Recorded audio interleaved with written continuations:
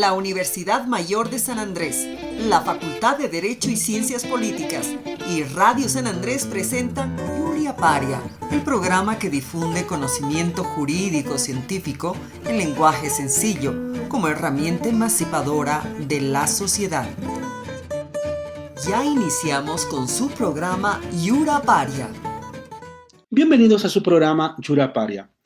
Este programa lo vamos a dedicar a libros, básicamente a revisar algunos libros clásicos, libros que van desde la filosofía griega hasta la idea de una teoría pura del derecho a comienzos del siglo XX. Pues bien, en este programa hablaremos de muchos libros clásicos. Bienvenidos a Yura Paria.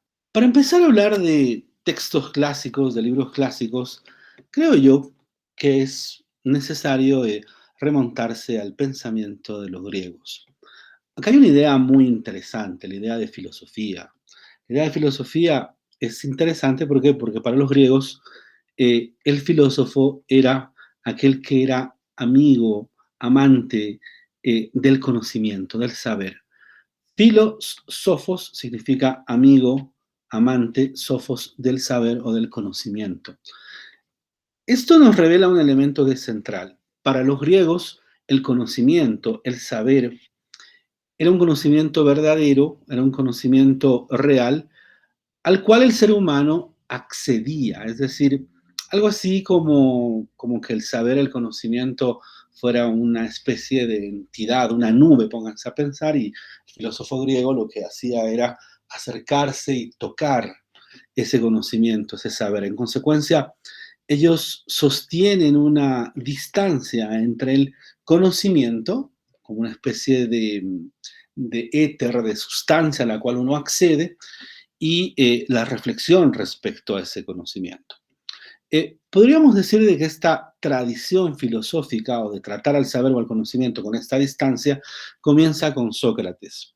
Y con Sócrates sucede algo muy interesante. Sócrates es ágrafo, es decir, Sócrates no escribió. Es un maestro del cual sabemos porque hay otros que escribieron sobre lo que él hizo, sobre lo que él protagonizó. Y bueno, el más importante discípulo de Sócrates fue Platón. Y Platón empieza a escribir justamente porque él empieza a sentir que hay otros, como Aristófanes, que empiezan a tergiversar las ideas y las palabras de Sócrates. En consecuencia, Platón empieza toda una forma o manera de recuperar la filosofía de Sócrates a partir de un género que va a ser clásico y tradicional en la filosofía, sobre todo en la filosofía griega, que es el diálogo. En Platón hay muchísimas obras importantes, muchos diálogos preciosos e importantes. Por ejemplo, El banquete es una obra, créanme, fantástica. Pero yo quisiera hablarles ahora de un texto que me parece genial, que es La República de Platón. Bueno, yo cuento acá con La República en la edición de Alianza, de la editorial de Alianza, bajo la traducción de José Manuel Pavón y Manuel Fernández. Es muy importante hacer referencia en sí a los traductores, porque los traductores en el fondo también nos van a ir acercando en parte a estas reflexiones de las obras. Es decir, el traductor reescribe, trata de adecuar a nuestro lenguaje y a nuestra época una obra. Bueno, en La República lo que está en juego es la idea de cuál es el mejor gobierno. Y este juego en los griegos es muy curioso. ¿Por qué? Porque para nosotros hoy en día, en el siglo XXI, la mejor forma de gobierno es la democracia. En cambio, para los griegos, la democracia era una forma buena, pero era, dentro de las formas buenas, podríamos decir, la que tenía menor jerarquía.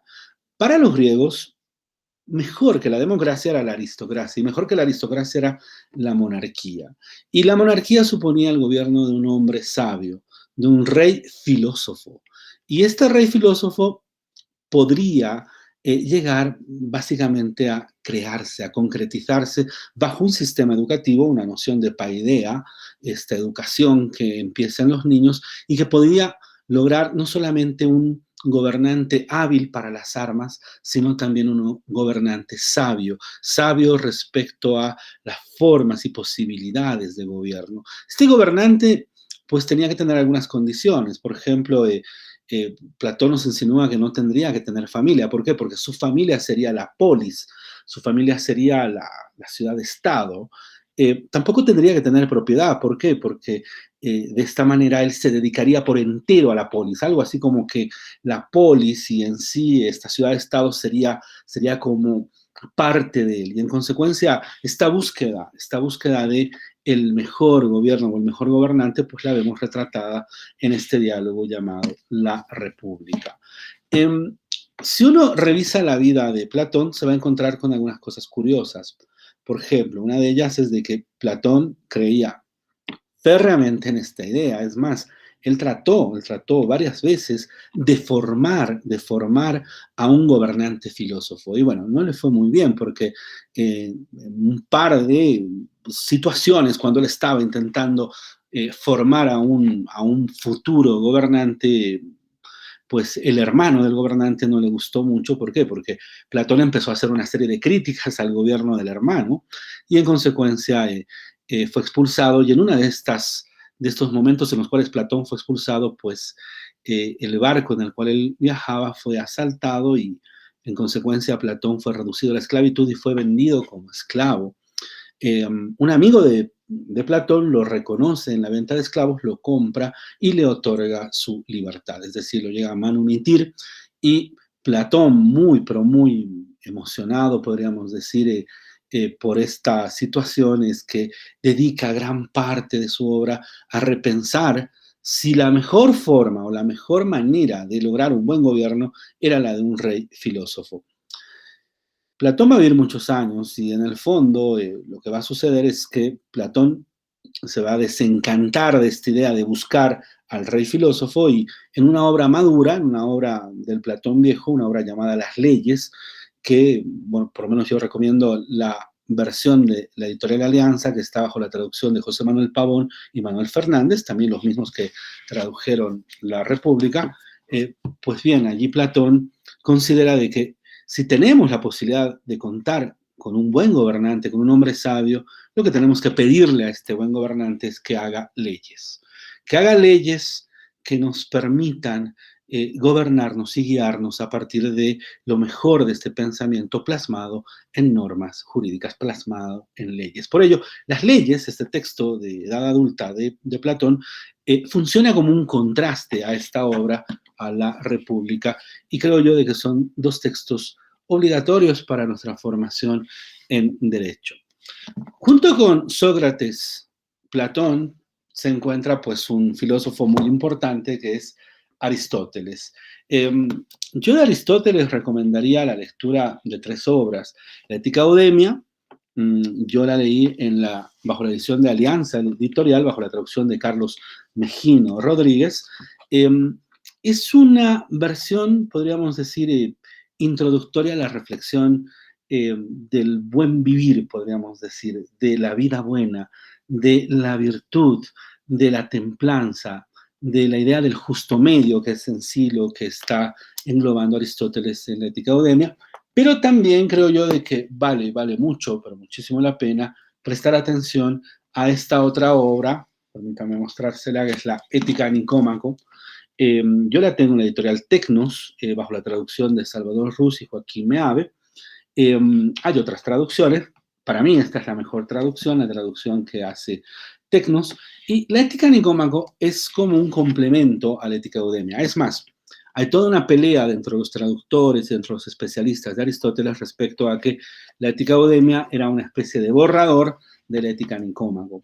¿Qué trae la Ética Nicómaco que viene a ser desde un punto de vista fantástico? Trae un capítulo especialmente dedicado a la justicia, a pensar la justicia como virtud. Justamente un capítulo que está ausente en la Ética Eudemia.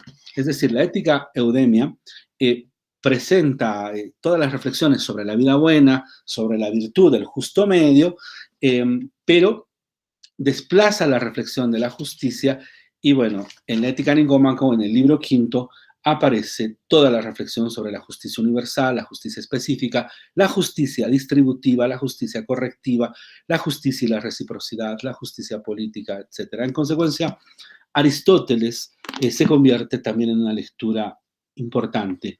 Tan importante de que en los cursos prefacultativos se ha ido eligiendo como una de las lecturas obligatorias de un curso prefacultativo, de un examen de dispensación, justamente las obras de Aristóteles, ya sea la Ética Eudemia o la Ética Nicómaco, pero otra obra muy importante de Aristóteles es la Política. La política es una reflexión sobre la constitución de la polis. La polis es esta ciudad-estado, una ciudad-estado que caracterizó la forma de organización de los griegos. Acá tal vez algunas palabras. En el fondo no existía el Estado griego, lo que habían eran ciudades-estado. Por ejemplo, Atenas era una ciudad-estado, Tebas era otra ciudad-estado, Esparta era otra ciudad-estado. Y en consecuencia, lo que unía a los griegos era la lengua, aunque tenían distintos acentos y hasta incluso distintas variaciones en el uso del griego. Había el griego corintio, había el griego, dórico, el griego jónico, que también años más tarde se van a expresar en formas arquitectónicas, esto es otro tema, pero vale la pena, ¿no? Las columnas dóricas, jónicas o corintias. Y lo que unía también a los griegos era la religión, es decir, creían en dioses similares o parecidos, es decir, había una versión de Atenea para los atenienses, había una versión de Atenea, por ejemplo, para los tebanos, había una versión de Atenea, por ejemplo, para otras ciudades-estado en Grecia. Pero también los unía un interés por evitar esclavizarse entre ellos, ¿no? O sea, es decir, si había un acuerdo entre griegos era que no se reducía esclavitud a otro griego, sino se tomaba en sí a otros, en realidad a los bárbaros, para reducirlos a esclavitud. Elemento que en determinado momento los espartanos incumplieron y llevaron pues a las famosas guerras del Peloponeso, que eran guerras en las cuales se enfrentaron griegos, es decir, se enfrentaron los atenienses contra los espartanos. Pero también hubieron otras guerras donde los llamados bárbaros o los extranjeros pues les hacían la guerra a los griegos. Este es el caso de las guerras médicas, que es el enfrentamiento que tienen los griegos contra el imperio medo o el imperio persa, ¿no? Es así como lo podemos conocer nosotros, pero el imperio medo.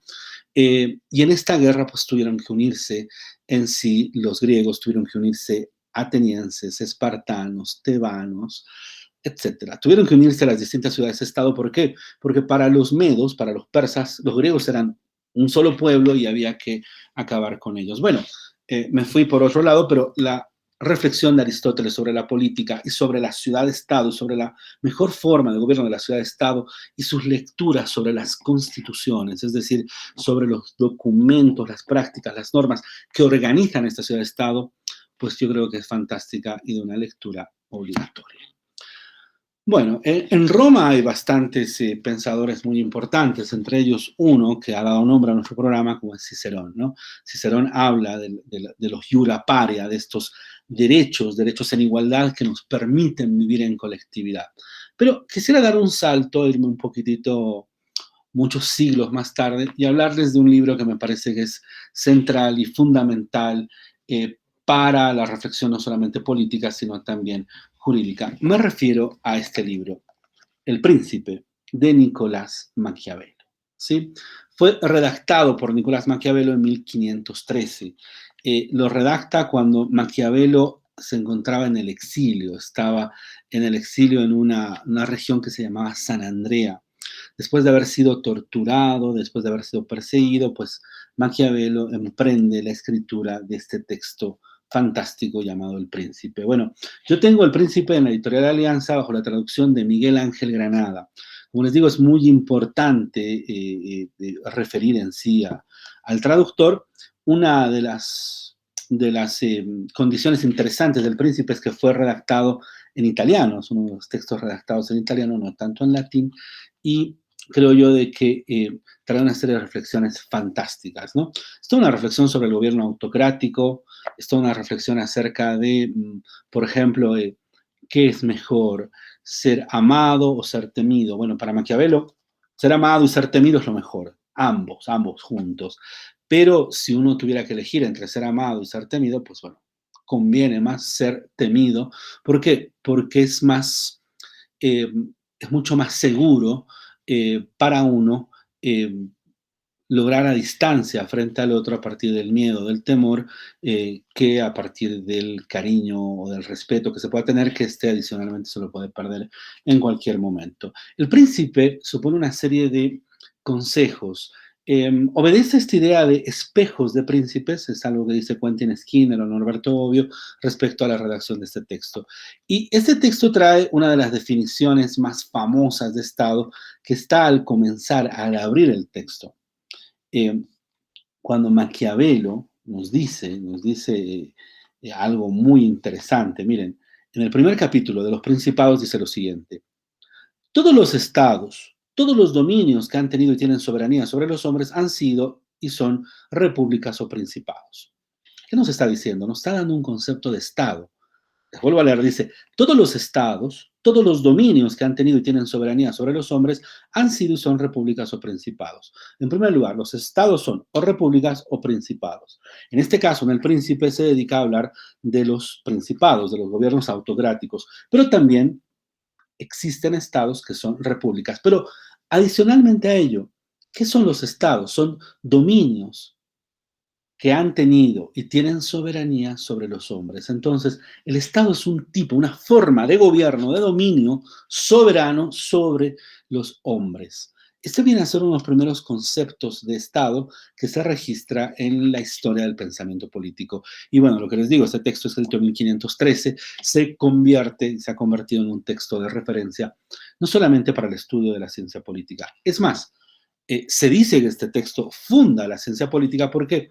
Porque te explica que la idea y la condición del gobernante no proviene de razones teológicas, no proviene de el visto bueno divino, no proviene en sí de que Dios quiere que tú seas el rey, sino proviene de que el rey es aquella persona lo suficientemente hábil e inteligente como para poder conservar, prorrogar y ejercer el poder. En el príncipe, la idea es cómo mantengo el poder, ya sea que lo heredé, ya sea que lo usurpé, cómo logro mantener, prorrogar este ejercicio de poder. Y bueno, este texto en cierto sentido retrata la vida que llevó a cabo, que llevó Maquiavelo, básicamente a partir de haber conocido a personajes tan interesantes como César Borgia. César Borgia era el hijo del Papa, y en consecuencia se cuenta que César Borgia era un personaje terrible, que era querido, pero a la vez era temido.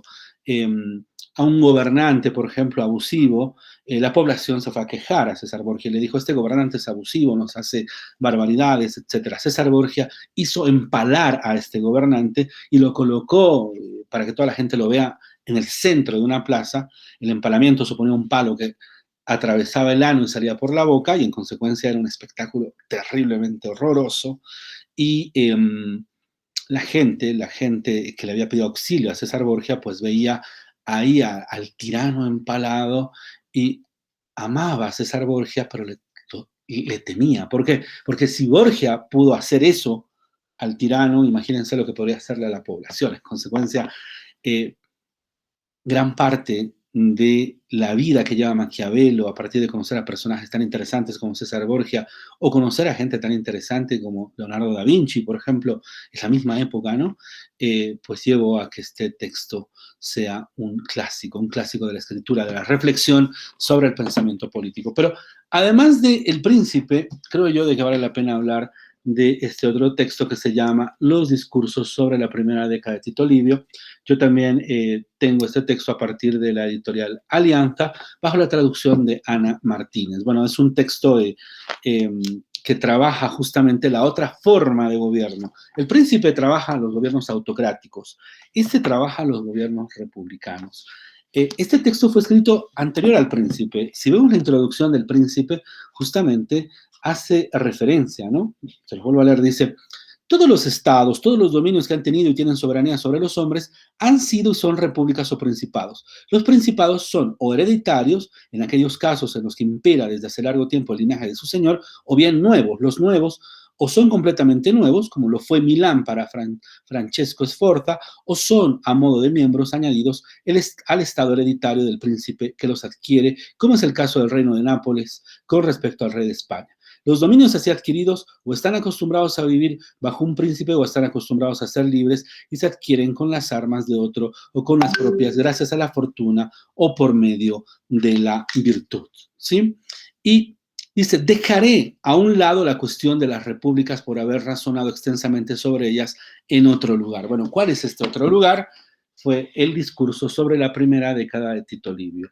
Maquiavelo admiraba mucho a los romanos y los romanos, pues en su momento plantean un gobierno mixto, un gobierno en el cual se combine la democracia, la aristocracia y la monarquía, es decir, una especie de separación y división de poderes que evite el gobierno autocrático y que tenga una mayor presencia la aristocracia y en sí la democracia para la toma de decisiones de este gobierno. En consecuencia, el gobierno republicano, y esto es lo que vamos a ver también cuando revisemos a Montesquieu, es lo opuesto al gobierno autocrático. Es decir, ¿qué es lo opuesto a la república?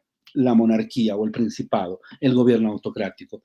Pues bien, Maquiavelo justamente nos enseña esto en estas dos obras fantásticas, El Príncipe y Discursos sobre la década de Tito Livio, ¿no? Dos lecturas desde mi punto de vista obligatorias y que, bueno, son clásicos. Esa es la idea de empezar a revisar clásicos. Voy a dar un salto algunos siglos más adelante para hablarles de este gran autor que es Thomas Hobbes. Thomas Hobbes, el Leviatán es su obra más importante. Leviatán o la materia, forma y poder de una república eclesiástica y civil. Bueno, este es un texto que vale la pena mencionarlo. Se encuentra dividido en 4 partes. La primera parte se llama Del hombre, la segunda parte se llama Del Estado, la tercera parte de un Estado cristiano y la cuarta parte El reino de las tinieblas. Bueno, ¿cuál es la parte que yo les aconsejo leerla a detalle? Justamente la parte segunda del Estado. Justamente la parte segunda del Estado presenta esta idea del Leviatán.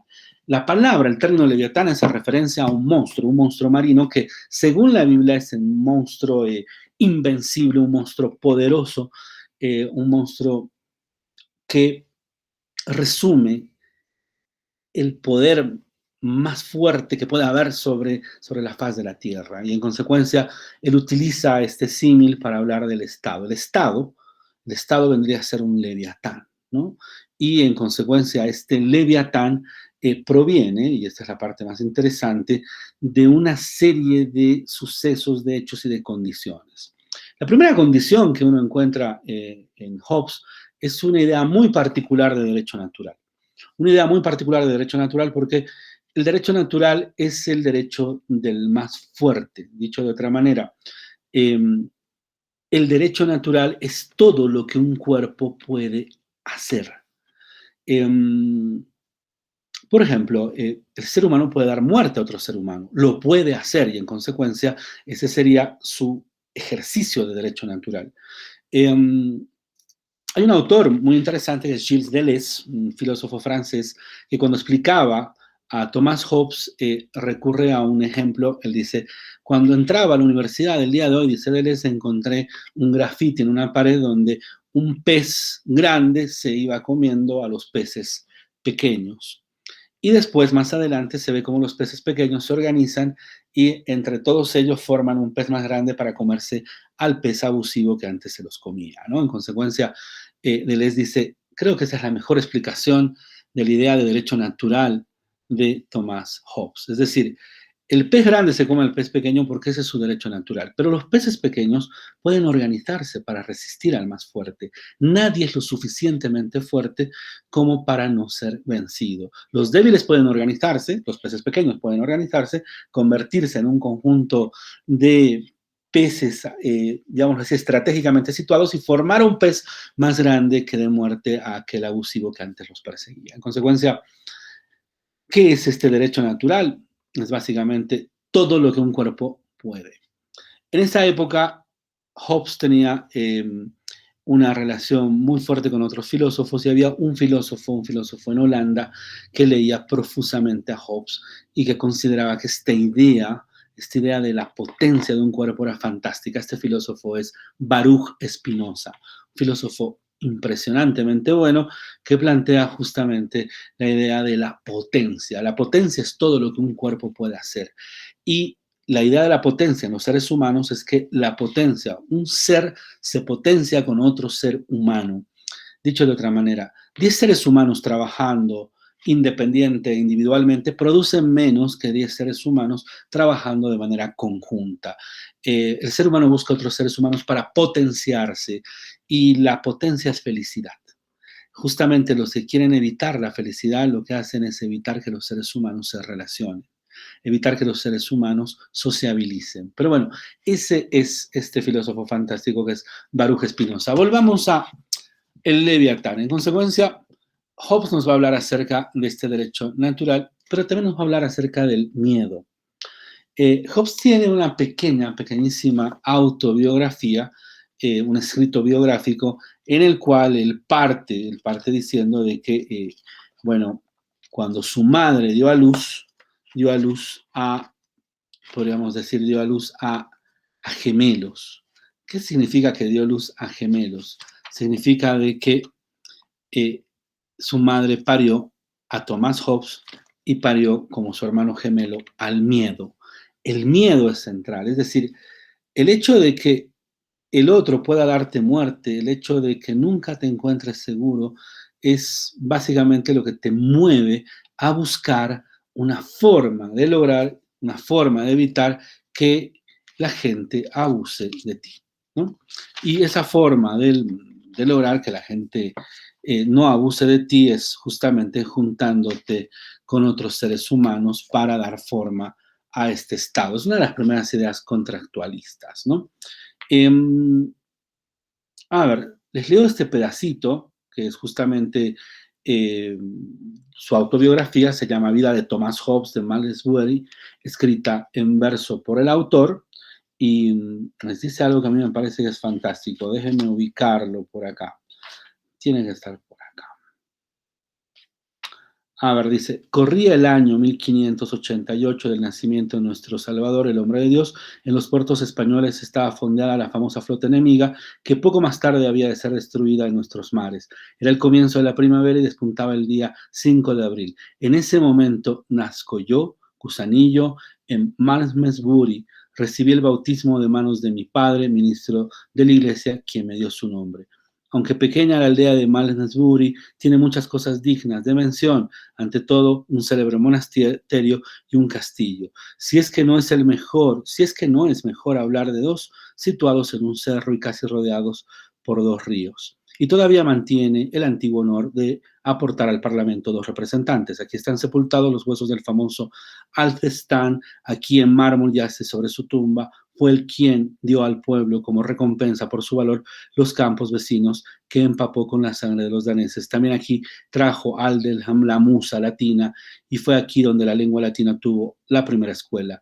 No hay razón para que me avergüence de mi patria, pero me quejo del tiempo adverso y de tantos males que nacieron conmigo, pues al difundirse por nuestras plazas el rumor de que con la flota española se acercaba el último día para nuestro pueblo, tanto miedo concibió mi madre que parió gemelos, a mí y al miedo al mismo tiempo. En consecuencia, Hobbes les dice, mi madre, por el temor del ataque de la flota española, dio a luz no solamente a Thomas Hobbes, sino también al miedo. El miedo es su hermano gemelo. Y es este miedo el que va a fundamentar esta guerra de todos contra todos. Es decir, antes de la formación del Estado, nos plantea Thomas Hobbes, hay una guerra de todos contra todos, donde nadie es lo suficientemente fuerte como para ganar. Esa es, digamos, una de las condiciones. Los más débiles se pueden organizar y en consecuencia derrotar al llamado más fuerte como tal. Bueno, entonces, ¿cómo parar esta guerra de todos contra todos? Pues dar forma en sí al Estado y a un soberano irresponsable, un soberano, un rey que en ningún momento va a responder por sus actos, porque ese rey está hecho, podríamos decir, de no solamente la voluntad, sino está hecho de la esencia de la materia de sus pobladores. es muy interesante, y en esto creo yo de que ustedes tienen que ver con atención la tapa original del libro El Leviatán de Thomas Hobbes. Esta tapa original les presenta algo muy interesante, muy curioso. Les presenta un ser humano que está hecho de pedacitos de otros seres humanos. En consecuencia, es, creo yo, muy interesante, muy valioso que puedan ustedes revisar esta tapa del libro de Thomas Hobbes, esta tapa de El Leviatán, porque les da gráficamente esta idea del Estado como idea contractual. Otro texto de Thomas Hobbes que yo lo considero muy, pero muy valioso, es este que se llama Diálogo entre un filósofo y un jurista. Yo lo tengo en la editorial Tecnos, y este es un texto traducido por Miguel Ángel Rodilla, y este texto plantea, o por lo menos en este diálogo entre un filósofo y un jurista, se debate acerca de cuál es el origen y la legitimidad de la ley. Y acá hay una frase muy interesante. Para Thomas Hobbes, la autoridad, no la verdad, es la que hace la ley. Autoritas non veritas facit legem. Esa viene a ser como la gran enseñanza de Thomas Hobbes. Y con ello nace, con esta reflexión nace el principio de legalidad. Es decir, lo más importante para el derecho es que la norma sea dada por una autoridad competente. El principio autoritativo de la norma es lo que hace al derecho. Que el derecho sea justo, sea verdadero, no es lo que hace en sí al derecho. Lo que hace el derecho es la autoridad. Es por ello muy importante de que este texto, que es posterior a la escritura del Leviatán, el Leviatán fue escrito, si la memoria no me falla, en 1651, este texto es como unos 15 a 20 años después de la escritura del Leviatán. En este texto, lo que pretende afirmar Thomas Hobbes es de que el derecho verdadero es el derecho que nace de la autoridad real que da el derecho. Es decir, es la autoridad la que produce el derecho. No es ni la verdad ni la justicia. Estas son muy valiosas, incluso pueden servir para criticar este derecho que es dado por la autoridad, pero no, es la autoridad. Autoritas, non veritas facit legem. Es la autoridad, no la verdad ni la justicia, la que constituye o construye al derecho. Y con ello, pues tenemos el nacimiento del principio de legalidad. Pues bien, estamos en su programa Jura Paria y en consecuencia estamos revisando libros clásicos. Hemos hablado de Hobbes, hemos hablado de Maquiavelo, hemos hablado de los griegos, de Aristóteles, de Platón, del ágrafo Sócrates, que bueno, él no escribió nada, pero conocemos de su obra gracias a Platón. Vayamos a una pausa y volvemos para continuar hablando de libros clásicos. Enseguida retornamos con Yuria Paria. La nueva radio universitaria San Andrés. 97.6 FM.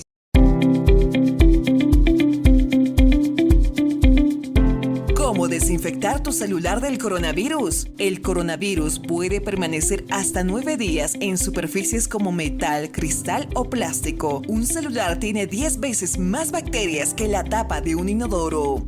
Recomendaciones: limpiar de manera regular teléfonos, computadoras, tablets, etcétera, que se tocan con frecuencia y están cerca de la boca y nariz. Lavarse las manos con agua y jabón cada vez que se deje de utilizar el celular.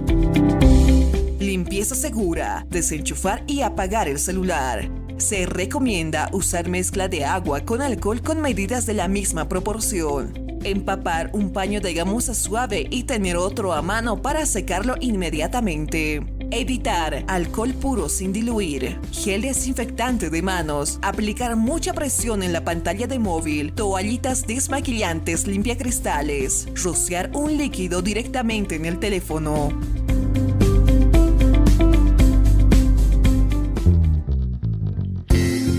Este es un mensaje del Comité Operativo de Emergencia de la Universidad Mayor de San Andrés, al cuidado de tu salud.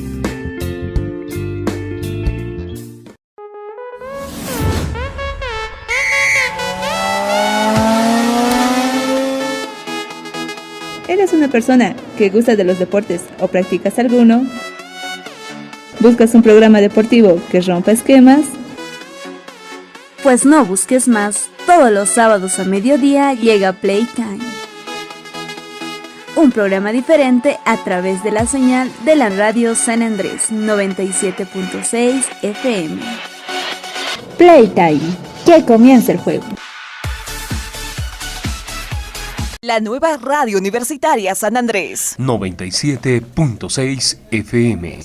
En breve, seguimos con Yuria Paria.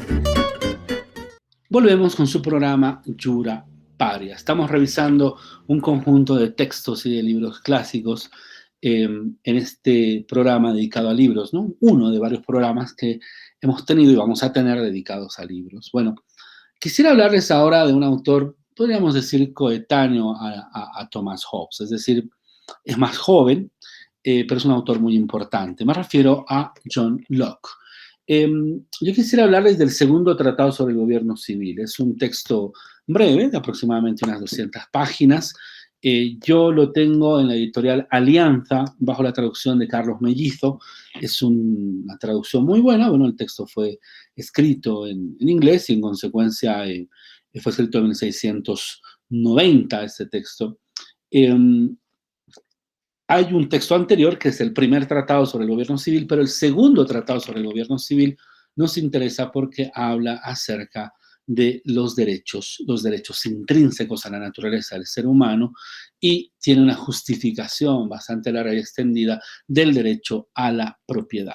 También, junto con Thomas Hobbes, nos habla de la idea del contrato, es decir, ¿por qué suscribimos un contrato que dé nacimiento al Estado? O sea, el Estado tiene como origen este contrato social, lo hacemos para preservar justamente estos derechos. ¿Y cuáles son estos derechos inherentes, intrínsecos al ser humano? Pues la vida, la libertad y la propiedad. La vida creo que es fácil de comprender porque es un derecho, ¿no? Porque eso que es un derecho, podríamos decir, central. Sin vida no podemos tener los demás derechos. La libertad es un derecho que en el fondo se empieza a disputar desde esta época, pero el derecho que es novedoso para esta época, para 1690, que es cuando se escribe este libro, es el derecho a la propiedad. Y lo va a justificar Locke justamente en este texto, segundo tratado sobre el gobierno civil. ¿Cómo lo justifica? Lo justifica de la siguiente manera. Si mi cuerpo me pertenece, porque mi cuerpo es mío, todo lo que yo haga con mi cuerpo, pues también me va a pertenecer. Es decir, con mi cuerpo yo puedo trabajar, puedo transformar, por ejemplo, la tierra, puedo transformar, por ejemplo, una madera y en consecuencia pulirla, cortarla y con ello crear, por ejemplo, una mesa. Y bueno, esa materia como tal no me pertenece, pero la fuerza que yo imprimí, el trabajo que yo imprimí, eso sí me pertenece y en consecuencia tiendo a apropiarme de aquello a partir de mi trabajo. Yo soy dueño de este libro de John Locke porque lo compré con un dinero que me pagaron por dar clases en la Universidad Mayor de San Andrés. Sin embargo, esas clases las doy con mi fuerza de trabajo, podríamos decir en el sentido marxista. Lo doy básicamente empleando mi cuerpo. Y esa vendría a ser la idea o el sustento o el razonamiento que nos permite comprender por qué la propiedad le pertenece a una persona. Pero bueno, Locke, segundo tratado sobre el gobierno civil, un texto de lectura obligatoria, no solamente porque va a colocarnos en el centro la idea de los derechos como derechos prepolíticos y presociales, derechos que existen con anterioridad a la formación del Estado y que si el Estado debería de existir es simple y llanamente para proteger a estos derechos. John Locke va a ser una fuente de inspiración para una buena parte del pensamiento liberal. Pensadores liberales van a retomar sus tesis, las tesis de Locke desde, me pongo a pensar, desde Posner, desde Hayek, desde otros van a retomar las ideas de John Locke, un pensador liberal muy importante que ha contribuido esta reflexión sobre este núcleo de derechos presociales y prepolíticos. Siguiendo con los autores clásicos, pues quisiera hablarles acerca de uno de los más importantes, creo yo. Este pensador en realidad era un músico, me refiero a Jean-Jacques Rousseau. Él era un músico muy talentoso, pero también era un intelectual muy sensible y muy talentoso. Y escribió varios textos, pero en particular escribió un conjunto de discursos. El primero es el discurso sobre el origen y los fundamentos de la desigualdad entre los hombres. Un discurso con el cual gana un premio, el premio de la Academia de Dijon. Luego hay un segundo discurso que escribe que se llama El discurso sobre el origen y los fundamentos de la desigualdad entre los hombres. Es de la misma manera un texto escrito para un concurso, el concurso de la Academia de Dijon, y estos dos discursos pues nos colocan delante de un plano pesimista, ¿no? Un plano pesimista en el cual el ser humano abandonó un estado de naturaleza, una vida en comunidad y en consecuencia vive sumido, podríamos decir, en el desgaste de esta sociedad, en el egoísmo de esta sociedad. Y bueno, en ambos textos, en ambos discursos, Rousseau pareciera no darnos una respuesta a cómo salir de aquello que hemos perdido por empezar a vivir en sociedad. Hay un par de frases fantásticas en los discursos. Por ejemplo, hay una que dice: el momento en el cual alguien tomó un pedazo de tierra y le puso linderos y lo cercó y dijo esto es mío, ese fue el momento en el cual nace la sociedad y con ella nacen las desigualdades y nacen las personas que van a buscar un dominio sobre las cosas y después un dominio sobre los hombres. Y en consecuencia Rousseau tiene una mirada pesimista sobre la sociedad. Esta mirada pesimista la va a cambiar en edad adulta. Rousseau es muy famoso en su época por escribir una novela genial llamada La Nueva Eloísa, pero hoy en día es famoso por este otro texto. Me refiero a El contrato social o principios de derecho político. En el caso de los discursos, por si acaso yo lo tengo en la editorial Tecnos, básicamente la traducción de Antonio Pintor. Y en el caso del contrato social también he seguido a la editorial Tecnos y la traducción de María José Villaverde. Este texto, El contrato social, es una obra, podríamos decir, inacabada, ¿no? Se llama El contrato social o principios de derecho político y la presenta Rousseau como una obra inacabada. ¿Por qué? Porque nos va a decir de que este es todavía un texto que está en escritura. Justamente, ni bien empieza el contrato social, parte con una advertencia. Nos dice: este pequeño tratado es un extracto de una obra más amplia emprendida hace tiempo, sin haber consultado mis fuerzas y que abandoné hace mucho. De las diversas partes que componían dicha obra, esta es la más importante y la menos indigna de ser ofrecida al público. El resto ya no existe, ¿no? Esa es la primera advertencia con la cual nos habla Rousseau. Justamente una de las frases más importantes y que conmovió, por ejemplo, a Immanuel Kant es la frase del capítulo primero del contrato social. El capítulo primero parte con esta frase, dice: el hombre ha nacido libre y en todas partes se encuentra encadenado. Algunos se creen los amos de los demás, aun siendo más esclavos que ellos. ¿De qué manera se ha producido este cambio? Lo ignoro. ¿Qué puede hacerlo legítimo? Creo poder resolver esta cuestión. Si no tomase en consideración más que la fuerza y el efecto que se deriva de ella, diría que mientras un pueblo se ve obligado a obedecer y obedece, hace bien, pero que cuando puede sacudirse el yugo y consigue liberarse, hace todavía mejor, porque al recobrar la libertad basándose en el mismo derecho por el que había sido despojado de ella, está legitimado para recuperarla o no lo estaba el que se la arrebató. Sin embargo, el orden social es un derecho sagrado que sirve de base a todos los restantes, mas este derecho no procede de la naturaleza, sino que se fundamenta en convenciones. Se trata de averiguar cuáles son estas convenciones, pero antes debo demostrar lo que acabo de exponer. Y empieza a hablarnos acerca de esta idea: el hombre ha nacido libre y en todas partes se encuentra encadenado. Esta primera verdad universal de que el hombre es libre. El hombre es libre, el hombre es bueno por naturaleza.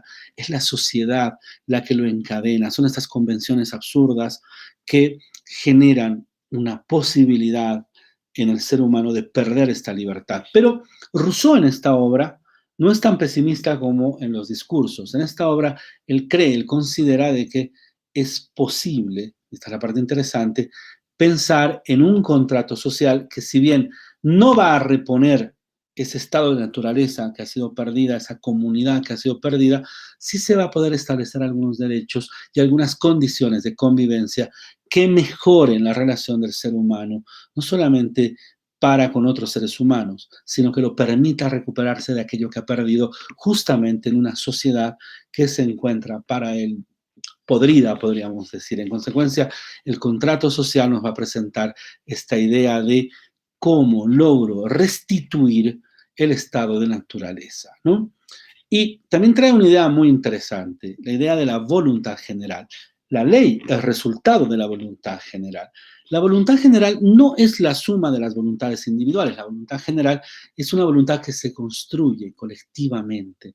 Es una voluntad que no pertenece a un individuo, sino que pertenece a esta colectividad, y es esta voluntad general la que va a ir a ser el fundamento de las leyes. También Rousseau, en el contrato social, nos va a hablar acerca de una participación directa de la población. Él cree que no es correcto denominar democracia a la elección de un representante, porque el representante habla a nombre del representado y en consecuencia podríamos decir que vuelve una vez más a enmudecerlo. En consecuencia, Rousseau va a plantearnos la idea de que el ciudadano tiene que participar activamente en las decisiones de la colectividad. Bueno, Rousseau, lo que les decía, era un músico, tenía una vida bastante controversial. Un par de veces la población le apedreó la casa, él vivía en Ginebra, podríamos decir hoy en día de que era suizo, pero en realidad todo su relacionamiento fue con Francia. En Francia vivía bajo el cobijo de una mujer noble, Madame Warens, que no solamente lo cobijó inicialmente, sino después Rousseau se convirtió en la amante de Madame Warens. Tiene una vida fenomenal, es una vida, creo yo, a veces yo siento que delante de Rousseau uno está delante de un rockstar, un músico, un sujeto con una vida muy compleja y con algunos textos fantásticos, ¿no? Él escribió su vida en las Confesiones y justamente reclama de sus contemporáneos la falta de sensibilidad respecto a la vida colectiva, a la vida en comunidad. Bueno, junto con Rousseau, creo yo que se encuentra uno de los autores más citados dentro del derecho constitucional, que es Montesquieu. En realidad, este señor se llamaba Charles-Louis de Secondat, barón de la Brede y de Montesquieu. Pasó a la fama con uno de sus títulos nobiliarios, Montesquieu. Él era un francés que tenía una gran admiración por Inglaterra y, en consecuencia, gran parte de lo que escribe en El Espíritu de las Leyes proviene de sus observaciones sobre Inglaterra, su conocimiento sobre los romanos. Eran personas muy ilustradas. Del Espíritu de las Leyes, yo tengo la edición de la editorial Tecnos bajo la traducción de Mercedes Blázquez y de Pedro Vega. Vuelvo a señalarles, es muy importante referir a qué traducción y con qué autor, con qué traductor estamos trabajando. El Espíritu de las Leyes fue escrito en francés y, en consecuencia, este par de autores no solamente realizan la traducción, sino que también hacen una serie de notas. La introducción de la editorial Tecnos está a cargo de Enrique Tierno Galván, que es uno de los grandes estudiosos de autores clásicos. Bueno, ¿qué nos trae el Espíritu de las Leyes? Bueno, nos trae esta idea de la separación y división de poderes, pero miren, como una forma de ralentizar el ejercicio de poder, de volverlo más lento. En el fondo, Montesquieu es un autor liberal, es un pensador liberal que considera que lo mejor que puede hacer el poder es dejarlo en libertad. Es decir, lo mejor que puede hacer el Estado y el poder es precautelar la libertad de los individuos. ¿Y cómo precautelamos la libertad de los individuos? Evitando que el poder se concentre en pocas manos. Y por ello buscamos separarlo, dividirlo. ¿Para qué? Para hacerlo más lento, más burocrático, llenarlo de procedimientos, llenarlo de condiciones, de cosas que debe de hacer para poder ejercer ese poder. En consecuencia, la separación y división de poderes es una forma de ralentizar el ejercicio del poder. Y también acá lo que vamos a ver es de que la república es aquello que es opuesto a la monarquía, es aquello que es opuesto a la tiranía, es aquello que es opuesto a las autocracias. Dicho de otra manera, hay república cuando hay gobierno de pocos y en lo mejor de muchos. Hay repúblicas aristocráticas y hay repúblicas democráticas. En cambio, lo contrario a la república sería la monarquía, sería la dictadura, sería el gobierno autocrático de una sola persona. Bueno, para muchos, en particular me pongo a pensar para distintos sociólogos, Montesquieu es uno de los primeros autores que empieza a hacer observaciones sociológicas, observaciones geográficas. La primera parte del Espíritu de las Leyes habla acerca de un conjunto de observaciones geográficas, ¿no? O sea, es decir, de la manera en la cual el entorno en el cual se desarrolla la vida colectiva es fundamental para definir y para pensar las formas de gobierno. Bueno, eso con Montesquieu. Uno de los autores más importantes desde mi punto de vista de la reflexión ética y del pensamiento y sobre todo de las ideas de Estado de Derecho es Immanuel Kant. Bueno, Kant tiene tres críticas muy famosas: crítica de la razón pura, crítica de la razón práctica y crítica del juicio. Crítica de la razón pura se pregunta sobre las condiciones de posibilidad del pensamiento. Crítica de la razón práctica sobre las condiciones de posibilidad del actuar. Y la crítica del juicio es una reflexión sobre la estética, sobre lo bello. Es una reflexión que continúa las anotaciones sobre lo bello y lo sublime que tenía Kant en sus estudios. En consecuencia, crítica del juicio no es una crítica del juicio como entendemos los abogados, sino es una crítica de la estética, de lo bello. Esa viene a ser la idea. Que podemos saber, que podemos hacer, que es hermoso, que es bello. Eso fue lo que concentró en sí la reflexión de Immanuel Kant. Pero yo quisiera hablarles acá de un texto que me parece fantástico, que se llama Fundamentación a la metafísica de las costumbres. Yo lo leí en realidad en distintas traducciones, en las traducciones mexicanas de García Morente. Fue la primera vez que leí el texto, pero lo releí en esta edición de Alianza bajo la traducción de Roberto Aramayo. Este es un texto sumamente interesante porque se plantea la idea de que el ser humano, para obrar moralmente, debe dejar que su voluntad sea guiada por la razón. Es decir, todo actuar voluntario es guiado por algo, pero cuando está guiado, por ejemplo, por el amor, o está guiado por el odio, está guiado por la ambición, pues ese actuar es inmoral. En cambio, el actuar guiado por la razón es un actuar ético, es un actuar moral, y en consecuencia, esta voluntad subordinada a la razón es lo que permite hablar de una voluntad libre. Cuando esta voluntad no está guiada por la razón, sino está guiada por el odio, está guiada por el amor, está guiada por algún sentimiento, por alguna inclinación o por alguna circunstancia. Por ejemplo, una persona que la apuntan con un revólver y le dicen que tiene que hacer algo, bueno, su voluntad está viciada y en consecuencia no tiene una voluntad libre. En consecuencia, la fundamentación de la metafísica de las costumbres gira en torno a esta idea. ¿Qué es lo que hace que mi voluntad sea libre? ¿Qué me permite ser libre? Y esta libertad me permite un actuar moral, me permite una voluntad libre que me permite realizar un acto ético. Y en ello, el derecho tiene que lograr que este actuar moral y libre se encuentre garantizado. Es en ese sentido de que la fundamentación de la metafísica de las costumbres es uno de los textos que reflexiona sobre la condición ética del actuar, sobre la condición ética de una voluntad libre. Conjuntamente con la fundamentación de la metafísica de las costumbres, la colección de ensayos que se encuentra bajo este título, que es la Ilustración, créanme que es una colección de ensayos muy valiosa. Bueno, yo estoy hablando de la colección de ensayos que reunió Alianza bajo el nombre de ¿Qué es Ilustración? Y también de traducción y edición del estudioso Roberto Aramayo. Bueno, ¿en qué es la Ilustración?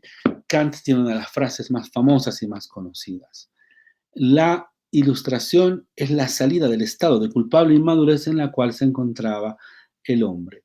Dicho de otra manera, el hombre sale de su minoría de edad en el momento en el cual empieza a pensar por sí mismo, en el momento en el cual empieza a hacer uso de su propia razón para guiar sus actos. Es en ese momento en el cual el hombre adquiere su mayoría de edad. Antes de esto, pues el hombre se encuentra en una minoría de edad y es una minoría de edad culpable. es una minoría de edad culpable. ¿Por qué? Porque no se atreve a pensar por sí mismo. Pero también en este texto, en que es la Ilustración, nos dice de que no todos los seres humanos deben de pensar por sí mismos. Hay un conjunto de seres humanos, en particular los trabajadores administrativos de un Estado, los servidores de un Estado, los empleados de un Estado, que no tienen más que obedecer la norma y los mandatos de la norma del Estado. ¿Por qué? Porque tienen que hacer efectivo ese gobierno. En consecuencia, ellos no están del todo autorizados para pensar. Tampoco pueden pensar en sí los miembros subalternos de las iglesias y de las religiones. ¿Por qué? Porque ellos tienen que, de la misma manera que un servidor público, obedecer. En consecuencia, la idea del pensar, la idea de esta condición de mayoría de edad, pensar por uno mismo, es una facultad de los hombres libres y no de todos los hombres. Creo que este es un elemento interesante en este texto llamado que es la Ilustración. Un solo dato más. Este texto es un texto muy lindo, muy bonito, porque Kant lo escribe pensando en el gran público. Es decir, hay un periódico en Königsberg que hace esta pregunta, ¿qué es la Ilustración? Y muchos responden a esta pregunta. Uno de los que responde a esta pregunta, uno de los pensadores que responde a esta pregunta, es justamente Immanuel Kant, y justamente esta respuesta, que después es publicada en el periódico de Königsberg, es el que se reúne en esta edición de la Editorial Alianza. Entonces, este ensayo, que es la Ilustración, es fantástico. Pero bueno, en esta edición de la Editorial Alianza no solamente está este ensayo de que es la Ilustración, sino también está textos como Idea para una historia universal en clave cosmopolítica, recensiones sobre la obra de Herder, Probable inicio de la historia humana, Teoría y práctica en torno al tópico Eso vale para la teoría, pero no sirve para la práctica, y Borrador de teoría y práctica. Entonces, reúne en esta pequeña edición, en este libro de bolsillo de la Editorial Alianza, pues textos fundamentales de este pensador muy importante como es Immanuel Kant. Bueno, siguiendo con esta nuestra búsqueda de libros y de clásicos, quisiera hablarles brevemente de Alexis Tocqueville y este libro fantástico que se llama La democracia en América. La Editorial Alianza lo presenta en 2 tomos bajo la traducción de Dolores Sánchez. Bueno, ¿qué tiene de interesante esta reflexión? Bueno, es una reflexión adicionalmente de sorpresa. Alexis Tocqueville hace el viaje a Estados Unidos y escribe justamente sorprendido respecto a este fenómeno, a todo lo que está sucediendo en América.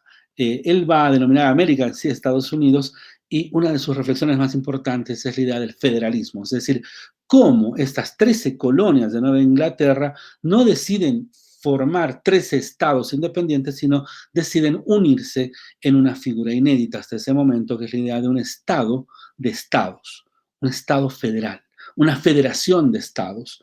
Este estado de estados permite que cada estado, en el caso de Estados Unidos, tenga sus propias leyes, su propio gobierno, pero lo que los une es en sí un mismo ejército, un mismo presidente, un mismo, podríamos decir, anhelo, búsqueda de realización de lo justo, una misma constitución, enmiendas a esta constitución. No se olviden que la constitución de 1787, la primera constitución escrita del mundo moderno, se encuentra vigente hasta el día de hoy. Claro que tiene una serie de enmiendas, las últimas de los años 90 del siglo XX, pero hablamos de una constitución que ha sobrevivido los años. Bueno, la sorpresa que tiene Alexis de Tocqueville es justamente la sorpresa respecto a este modelo de gobierno que vendría a ser el federalismo.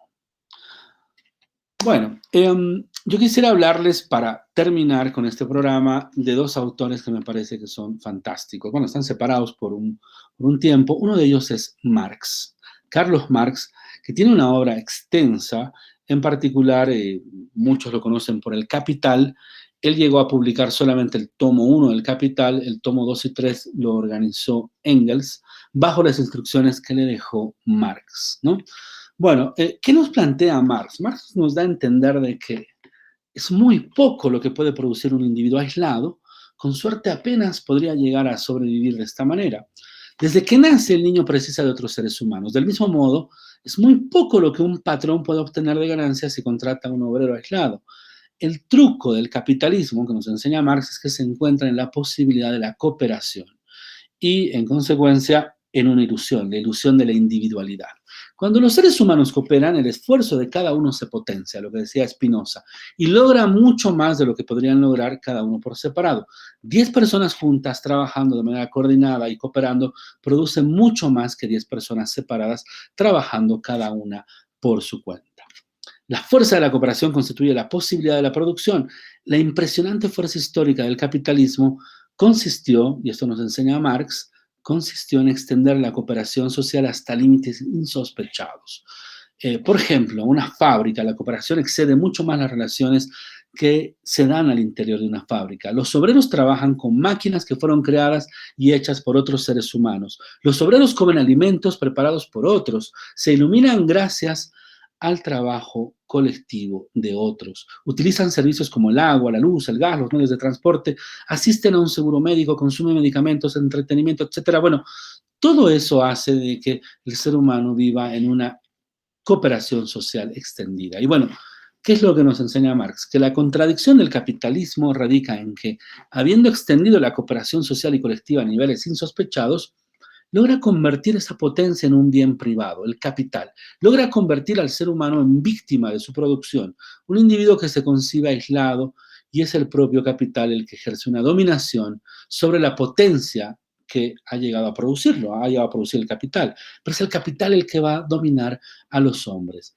De esta manera, el capitalismo sustituye el deseo de cooperación por el individualismo y el egoísmo posesivo. Todo el secreto del capitalismo, nos da a entender Marx, se encuentra en mantener la cooperación objetiva, pero imponer a la vez una serialización de la subjetividad social. Por ello, es interesante de que Marx en el Manifiesto Comunista termina con esta frase: proletarios del mundo, uníos. Y no es porque no estén unidos, están unidos trabajando, pero creen que están separados y en consecuencia están siendo gobernados. Y yo creo que esta reflexión de Marx marca, podríamos decir, un antes y un después respecto a la comprensión del Estado, a la comprensión del derecho, a la comprensión de la economía. Marx lo que realiza es una crítica muy fuerte a la economía política de su tiempo. Bueno, para muchos el Capital es una obra fantástica y yo por lo menos recomiendo que si uno va a emprender la lectura de esta obra tan compleja como es el Capital, pueda emprenderlo a partir de uno de sus capítulos más interesantes, más bonitos. El capítulo 24 del libro primero de El Capital. Bueno, yo acá estoy utilizando una edición que es la edición de Acal, ¿no? La edición de Acal bajo la traducción de Vicente Romano García. Es porque esta es la edición que a mí más me gusta. ¿Por qué? Porque es más fácil de llevar, los libros se encuentran separados uno de otro y en consecuencia uno puede tener la posibilidad de ir estudiando el Capital de a poco, podríamos decir. Hay otros marxistas que les van a hablar acerca de poder tener la traducción de Pedro Escarón. Hay otros que les van a hablar acerca de la traducción de Wenceslao Roses. Todas ellas son muy buenas. Para algunos la mejor es la de Pedro Escarón. Bueno, yo me quedé con la traducción de Vicente Romano García. Y bueno, si habría que partir a leer El Capital, pues yo recomiendo que partan justamente de este capítulo que me parece que es fantástico, ¿no? Que les va a hablar acerca de... les va a hablar acerca de la manera en la cual se origina el capital. Capítulo 24 del tomo 1, la llamada acumulación originaria. Acá está esta frase famosa de Marx que dice: el capital vino al mundo chorreando sangre y lodo. Bueno, para finalizar esta nuestra revisión, creo que un texto clásico de principios del siglo XX es La teoría pura del derecho de Hans Kelsen. ¿Sí? Es una reflexión respecto a la ciencia del derecho y Kelsen la escribió varias veces, es decir, no hay una sola versión de la teoría pura del derecho. Yo creo que una de las versiones más bonitas es la teoría pura del derecho en la versión alemana de la traducción de Gregorio Robles, que ha sido publicada por la editorial Trota. Sin embargo, una de las más conocidas es la reescrita por Kelsen allá en los años 50 y es la teoría pura del derecho que se encuentra bajo la traducción de Moisés Nilve para la editorial Eudeva. Bueno, cualquiera de las dos traducciones de la teoría pura del derecho, créanme, es una muy buena un muy buen acercamiento a esta obra de este pensador austriaco, luego nacionalizado norteamericano. Hans Kelsen es un clásico, creo yo que a la altura de todos estos libros clásicos que hemos estado revisando. Bueno, muchas gracias por habernos seguido en su programa Yura Paria. Estamos trabajando y revisando libros y bueno, vamos a volver en los siguientes programas a revisar este ABC de la Constitución que estuvimos revisando el artículo 1, 2, 3 y 4 y bueno, hicimos una pequeña pausa para hablar de algunos textos y libros clásicos, libros que nos ayudan a comprender un poco más el derecho y libros que desde mi punto de vista son de lectura obligatoria si quieres introducirte al mundo del derecho. Muchas gracias por su atención. Esto es Yura Paria del Instituto de Investigaciones, Seminarios y Tesis. Mi nombre es Farid Rojas. Ha sido un gusto estar con ustedes en la emisión de este programa. Hasta la próxima, hasta el próximo programa.